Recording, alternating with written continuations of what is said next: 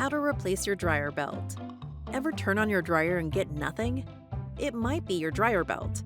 Today, we'll guide you through replacing it step by step.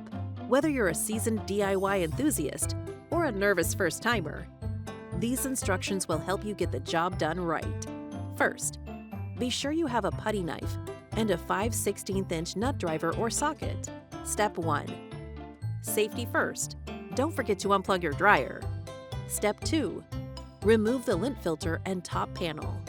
Use a putty knife to release the spring clips and lift off the top. Step 3. Remove the front panel. This will vary depending on your model, so check your user's manual. Step 4. Release the belt. Remove the drum and clean out any debris. Step 5. Install the new belt around the drum. Finally, Step 6. Reattach the belt around the motor and idler pulleys. Then, reassemble your dryer. If DIY isn't your thing, consider hiring a pro.